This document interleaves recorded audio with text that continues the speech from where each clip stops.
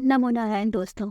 आज इस वीडियो को स्टार्ट करने के पहले मैं आपको बस ये डिस्क्लेमर दे दूं कि आज मैं आपको किसी भी एस्ट्रोलॉजिकल रेमेडी के बारे में नहीं बताने वाली। ऐसा कोई टोटका नहीं बताने वाली जिसके साथ आप अपनी लाइफ के प्रॉब्लम्स को सॉर्ट आउट कर सकें। तो चलिए स्टार्ट करते हैं। लाइफ की जर्नी में हम अक्सर ऐसे ऑब्स्टिकल्स को अपने सामने पाते हैं जो काफ़ी अलग ही यूनिक सी होती हैं। कुछ लोग इन चैलेंजेस को एस्ट्रोलॉजिकल इन्फ्लुएंस भी कहते हैं, मतलब कि ज्योतिषीय प्रभाव, लेकिन कुछ अपने माइंडसेट या परसेप्शन के कारण भी समझते हैं इन चीज़ों को। बट एग्जैक्टली कहाँ पर प्रॉब्लम हो सकती है, हम क्या ऐसा कर सकते हैं जो हमें इन हर्डल्स को ओवरकम करने में हेल्प कर सकते हैं। कई बार इसका सोल्यूशन स्टार्स में नहीं होता बल्कि हमारे अंदर ही होता है। मतलब कि इन मुश्किलों को पार पाने की जो चाबी है वो सितारों में नहीं, हमारे अपने आत्मविश्वास में या फिर जीने के तरीके में है। ये सच है कि जो एस्ट्रोलॉजिकल फैक्टर्स होते हैं they can play a great role in shaping our experiences. It is true that astrological factors ये बहुत ही important role play करते हैं हमारे experiences को shape करने में।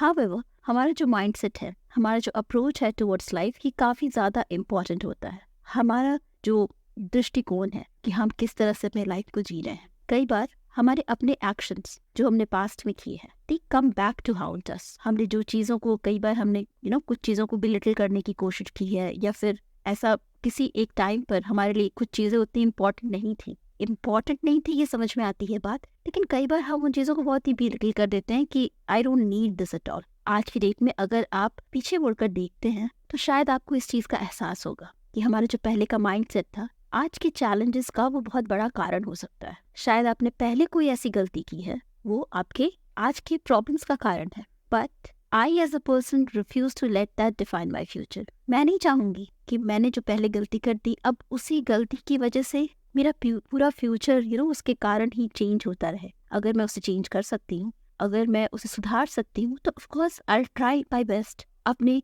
माइंडसेट को चेंज करके अपने माइंडसेट में ग्रैटिट्यूड, पॉजिटिविटी, चीज़ों के लिए अकाउंटेबल होने के अप्रोच से हम अपनी स्टोरी को रीराइट कर सकते हैं, वापस से चेंज कर सकते हैं। आप में से बहुत लोग मैनिफेस्टेशन के बारे में जानते होंगे, अगर नहीं जानते तो कुछ लोग ये जानते होंगे कि हमेशा से कहा गया है कि भाई अच्छा बोलो, अच्छा सोचो। We have the power to manifest our desire regardless of the astrological influences. Let positivity be your compass, जो हमें गाइड कर सके रास्ता लेने में, जो यूनिवर्स को हेल्प कर सके कि हमारा ड्रीम फुलफिल हो सके। अब इस चीज़ को समझाने के लिए मैं आपको एक बहुत अच्छा एग्जाम्पल देने जा रही हूँ।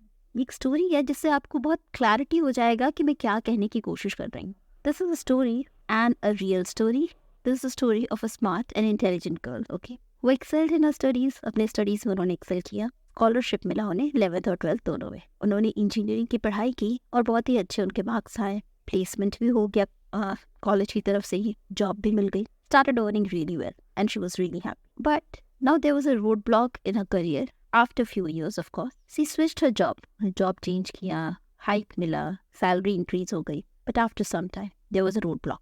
It's been like 2-3 years. She was not getting any opportunity. कोई growth नहीं, कोई opportunity नहीं, same job में stuck, no hike, no increment. And she was like puzzled कि ये क्यों हो रहा है, stagnant क्यों हो गया है life. Now, when I came to know her story, जब मैंने उनकी स्टोरी को थोड़ा डीपली जाना, समझा, and I get to know that, मैंने उनसे पूछा कि क्या कभी ऐसा अपॉर्चुनिटी आया जब आपने एक्चुअली अपने अपॉर्चुनिटी को, क्योंकि उनकी एस्ट्रोलॉजिकल कोई प्रॉब्लम नहीं थी, there was no astrological problem, सब कुछ बिल्कुल सॉर्टेड, सब कुछ बिल्कुल ठीक था और जो चल रहा था वो भी ठीक ही चल रहा था, बट कोई अपॉर्चुनिटी नहीं आ रही थी। अगर कोई अपॉर्चुनिटी थी भी तो वो लास्ट मोमेंट पर खत्म हो जा रही थी। नाउ इस मोमेंट पर यू कैन सी ऐसा बहुत सारा होता है, बहुत सारे लोगों के साथ होता है। Now I realized that few years back, maybe a year and a half or 1 year back, अपनी नीस के साथ रहने के लिए, भतीजी के साथ रहने के लिए उन्होंने कुछ जॉब ऑफर्स को छोड़ दिया, अच्छे ऑफर्स को छोड़ दिया। अब उन्हें कोई ऑफर नहीं मिल रहा था। एंड आई फेल्ट कि ये सारा चक्कर तो यहीं पर ही है।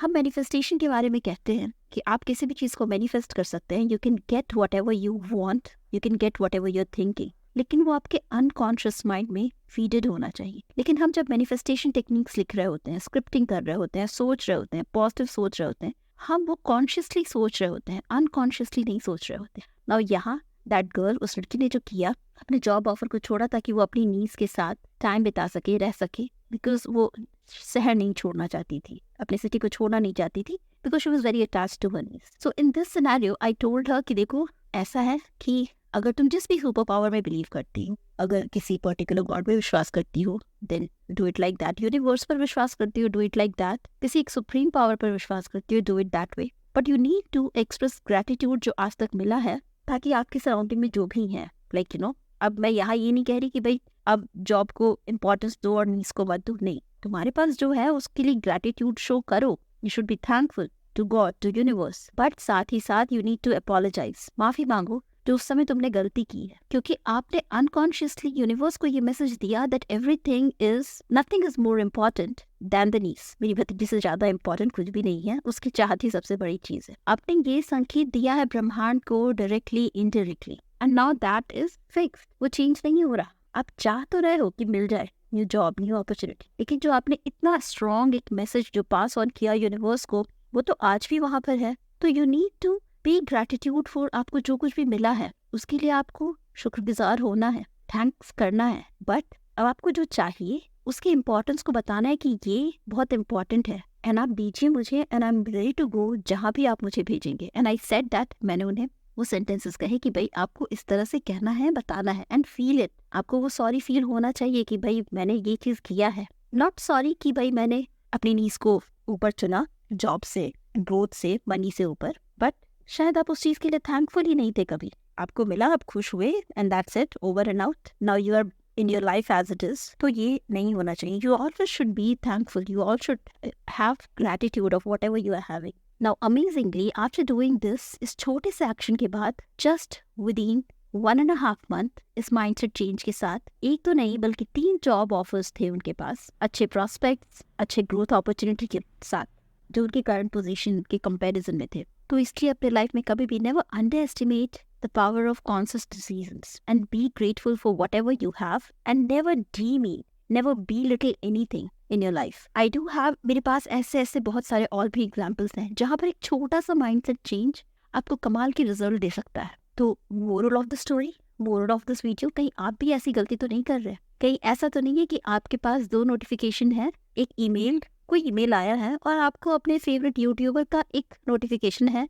With a great line, and you are like अरे पहले ये देख लूँ एक बार, क्या आपने कभी ऐसा किया है? आपको ये रियलाइज हुआ है कि हाँ आपके माइंड में कितनी पावर है जब आप किसी के बारे में सोच रहे हैं, जब आप किसी यूट्यूब वीडियो के बारे में सोच रहे हैं और वो सामने आ गया है, जब आप अपने किसी सवाल का जवाब चाहते हैं और वो किसी न्यूज़ आर्टिकल के फॉर्म में, किसी नोटिफिकेशन के फॉर्म में, किसी इंसान के फॉर्म में उसका जवाब आपके सामने आ गया है। हमारे माइंड में बहुत पावर होती है, लेकिन हमें अपने आप को उस तरीके का बनाना होगा। आपको शायद लग रहा है कि आपको कोई एक चीज़ चाहिए, लेकिन अनकॉन्शियसली आप उससे ज़्यादा, उस चीज़ से ज़्यादा इंपॉर्टेंस किसी और चीज़ को दे रहे हैं। तो you need to understand that, क्योंकि जब भी आप अनकॉन्शियसली इस तरह की चीज़ें कर रहे हैं, ये सारा इंफॉर्मेशन, ये सारे इंडिकेशंस यूनिवर्स तक पहुँच रहे हैं। सो थिंक प्रॉपर्ली, आप जो चाहते हैं आप उसके लिए कितने सजग हैं, कितने प्रॉपर्ली आप उन चीज़ों को पाना चाह रहे हैं। आई होप आपको इस चीज़ से कुछ अंडरस्टैंडिंग मिली होगी और आप समझ पाएंगे कि आप कहाँ गलती कर रहे हैं